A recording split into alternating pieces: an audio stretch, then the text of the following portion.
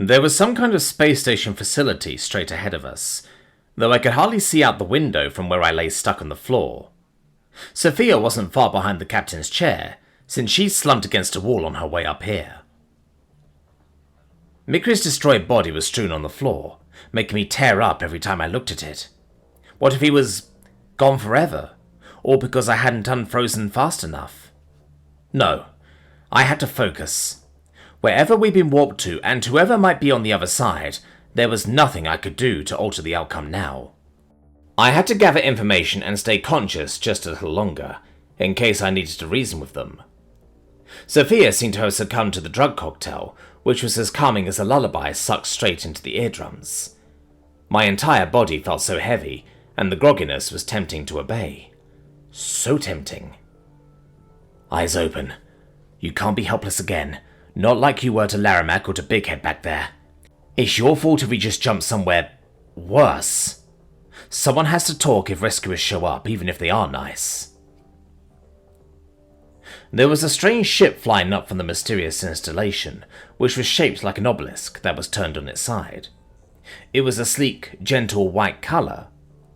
The vessel avoided the roof side docking hatch, likely because our Aleutian captor spacecraft had latched on. Oh shit! Mr. Apologetic Arsehole was still attached to our boat.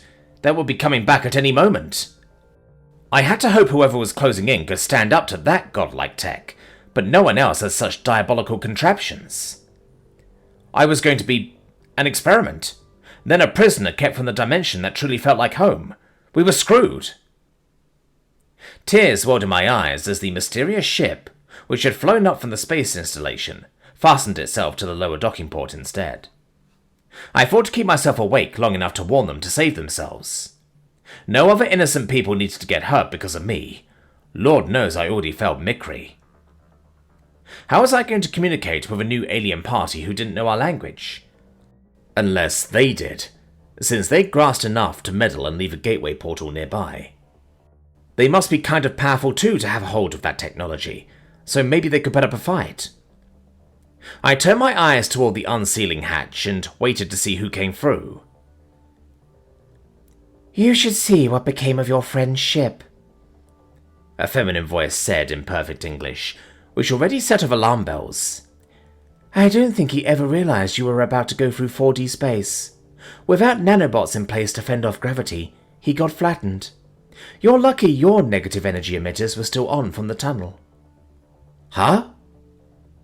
I raised my head with tentative hope, despite realizing that this newcomer knew far too much about us. Big Head got taken out during transit? That's fantastic. Maybe we can get away, but I have to make sure they won't throw out Mikri. Over here! Help! The words faltered in my throat, as the figure that emerged from the access hatch was unmistakably Aleutian. My body fell limp with despair, realizing that I hadn't escaped at all. I jumped right to a stronghold. All that had changed was that now, they'd been livid about the death of their colleague because I had a wonderful hunch. We might never leave this place. Being a prisoner of soul sounded great compared to being a guinea pig. I began sobbing hopeless tears, filled with a deep self-loathing that I'd been so foolish. Chasing after technology and trying to be like them was my idea. I was right where I was supposed to be. The new Aleutian approached, kneeling on the floor beside me and picking me up. She cradled me with such gentleness, and I thought I saw tears welling in her own black eyes. "It's okay," the alien whispered. "You're safe. You can rest now." I didn't trust a word this creator said, but I couldn't fight the cocktail swelling in my veins much longer. My eyes sealed shut as I gave in to the fact that the Aleutian would be taking me God knows where. There was no escaping the control of these godlike entities, who wanted to lock us back in Sol and throw away the key. The first thing I noticed when I woke up, other than the dull ache in my temples, was that I was cocooned in a soft blanket on an amazingly comfy mattress. Everything came rushing back to me in an instant. The Aleutians drugging us and planning to close the door on Sol, Mikri getting obliterated, and another grey alien sweeping us away after my so-called escape. I narrowed my eyes with suspicion, but noticed that I was left alone in this bedroom, unguarded and to my own devices. That's strange. If the Aleutians really think we're that dangerous, is this like a Swedish prison? If so, that's not so bad. It'll be fine. I gotta find my friends. I tested the door to the bedroom and was a little surprised to find it unlocked. I thought I'd have to bust it down with that Keelam's super strength. There was no sign of anyone around, but it seemed I was free to wander into a seating area. I eyed the levitating table with an entire feast's worth of food and beverage with suspicion, settling for a cookie and a glass of water after some hesitation. If they wanted to drug or poison me, it'd be way easier just to do that nanobots bullshit. I knew they could. I heard the adjacent door to my bedroom pop open and spun around with fists raised, in a defensive posture. My hands dropped back to my side after I saw Sophia, who looked beyond confused. Of course, she wasn't awake for the part where I accidentally drove into a portal and killed an Aleutian, then got carried off bridal style by another Grey. Humiliating. It was a good thing she was awake, and that we were allowed to mingle, because my scientist friend could definitely make a better plan. "Did you forget to set your alarm again?" I asked, shoveling another cookie into my mouth. Shit, these are good. Sophia looked uncharacteristically worried, walking up to me with a frantic stare. "Preston, where the fuck are we? I need to check on Mikri. I had a horrible dream." It wasn't a dream. The Aleutians captured us after we drove for our portal. I got some weird inclination that sent us through a hidden warp field, so I thought we escaped those fuckers, but then another one of them came to pick us up. Now we're here. Bummer. Welcome to Purgatory. The scientist seemed to freeze for several seconds, her mouth hanging open. We went through another portal where another Aleutian was waiting to capture us? Yup. And I don't know if they'll be as quick and painless as Big Head. Had a whole space station facility thingy that I think we're on, and it looked kinda like a research complex. But hey, at least she let us raid her fridge. She knows the way to a man's heart. Can you stop stuffing your face for 2 seconds? What did she say or do when she picked us up? You sound like you're awake. I dunno. Something to the effect of, "You're safe now. It's okay, puppy. Nighty-night." And that's actually the gist of what she said? Yep. Scout's honor. Sophia raised a finger, waving it like she had a plan. Okay, we need to find her. Maybe she'll talk to us with more than cryptic self-justifications. You want to seek them out after everything that just happened? Not get out of here? Not trying to snoop around their little fortress? We know these aliens could stop us with hardly an afterthought. We must have been left free for a reason. We have to hope she helped, and that maybe we can reason with this one. It's worth trying. She hasn't spared any comfort so far, so she seems to beat the Aleutian alternatives, don't you think? I sulked, folding my arms. I want nothing to do with any Aleutian. Mikri could have said the same about Kapal. I think we owe it to him to at least find out what was done to his broken chassis. I'm not leaving without that answer, without trying to see if there's any way to fix him. That remark brought me around, since I wished more than anything that I could have helped Mikri, instead of spectating his demise. Fine, let's track down this nice lady and have a chit-chat. Apprehension tickled every corner of my mind as we waded deeper into the facility and found no sign of any Aleutians afoot. There were strange machines scattered about that I didn't recognize, including what seemed like dead bodies suspended in some kind of fluid. Was Sophia sure that approaching this researcher was such a good idea? I found a chair in a kitchen area and ripped off a leg, brandishing it as a weapon. The scientist shot me a look, but I was not relinquishing my blunt instrument. I can see nanobots scurrying around the complex like ants, where they're gathered in enough densities. They're everywhere. Ugh, gives me the creeps more than Reg.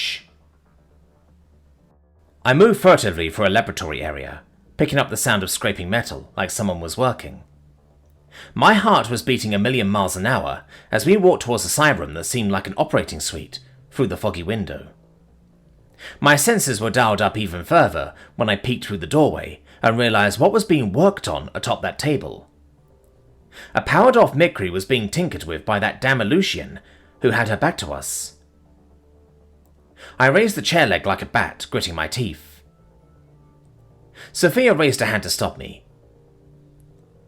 I said, talk. Hello?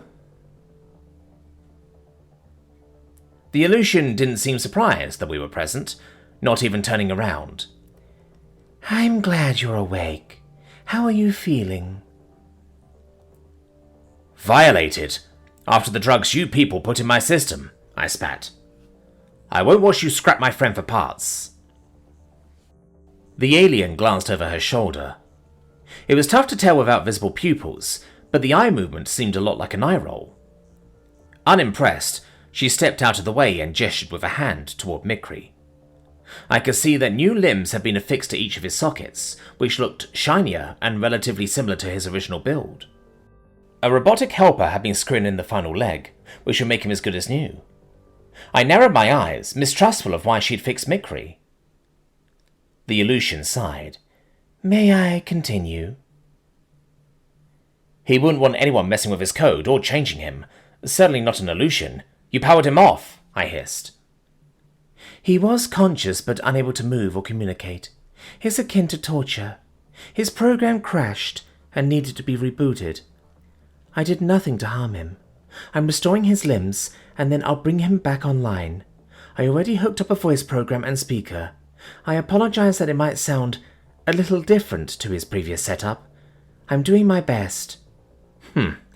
Your best doesn't mean a whole lot to me. I don't see why I should trust an Aleutian. If I told you I'm with a splinter sect of scientists who don't agree with our official position on you, would that help? Because I want to help humanity, and I couldn't disagree more vehemently with what they just did. I tried to give you a way out. I plan to explain everything to you as soon as I finish this. I could feel my anger lessen a bit as I scrutinized her sincerely. She's what? Some kind of rogue faction? Everything? Like why the Aleutians treated us so shitty? Yes. I understand why you feel angry, and I'm sorry. I'm angry for you as well. I wish I could do more. Let's just start with some basic introductions. My name is Karai, and I've been a watcher of your species for millions of years. I'm Dr. Sophia Aguado, and that's Captain Preston Carter. My partner answered without skipping a beat. We'll take all the help we can get. I squinted, my head rolling. Hold on. Millions of years? You're that old, Karai? We can live indefinitely. I'd be happy to explain some of our technology along the way. The grey alien responded. All right. Your friend is as good as new. I took the liberty of upgrading his limbs with metal from a more durable universe, so that he'll be a bit less breakable around you. Would you mind telling him not to embed my intestines into my bone marrow when he wakes up? I chuckled before I could stop myself. Fine. I'm only telling Mikri to hear you out because you helped him. That's the sole reason I am too. I have faith in humans. I believe you can handle the truth, and I trust you to recognize that I'm on your side once I prove my sincerity. No species is a monolith, Sophia said, speaking to me more than Karai. We shouldn't judge an individual by the actions of the group. If you disagree with them, you're not to blame. It'd be nice to have a friend among the Aleutians at long last. Karai frowned. Indeed. I have waited so long to have this conversation with you, since before they decided to turn their backs on you. I'm here for you if you want my aid, and if not, you're free to leave. Turn Mikri on, I commanded, growing impatient. Very well. I politely request that you restrain him. I'm not your enemy, and I don't wish to fight you. I watched with continuing suspicion as Mikri's LEDs lit back up, checking to see whether the tin can had been stripped of any of his personality's finer attributes. The Vascar's head lifted and locked onto Karai at once. Within half a second, he dove toward the Aleutian with outstretched claws. Yep, that's still my robo-burrito. Genocidal little firecracker. No! Deciding that it was worth hearing the Aleutian out, If only to have a chance to understand why our creators have rejected us, I intercepted Mikri. It would mean a lot to me to hear that. Any of them thought humanity was worthy of their time. Karai fixed you. You can't use her as a piñata. Mikri whirred with violent anger. They hurt you. They're taking you away. Karai disagrees with the mainstream illusions and their actions. She's on our side. She helped us get away. We'd be jailed in Seoul right now without her. Sophia interjected. The probability where she's genuine in her desire to help is the only one we have any hope to stop them. It's the only way we aren't taken away from you. So I think we should believe her and give her a chance. The only way I keep you. The android stopped challenging me and threw his arms around my torso. I patted his mane, beyond relieved that he was up and about. I will do anything. I require more data on the illusions to analyze, since all past experiences have been negative. They have been worse than building showers. I smirked at Karai. Ouch! You hear those fighting words? An insult of that caliber was uncalled for, the illusion chuckled. Points to her for not being an uptight prick. Maybe she will treat us as an equal, though I need to see some transparency before I fully trust her. Let's go to the sitting room and make ourselves comfortable. I suspect I have a lot of explaining to do. Not having any choice but to strive for an open conversation with this illusion scientist, I followed her out of the laboratory to get the long-awaited answers on why they created humanity.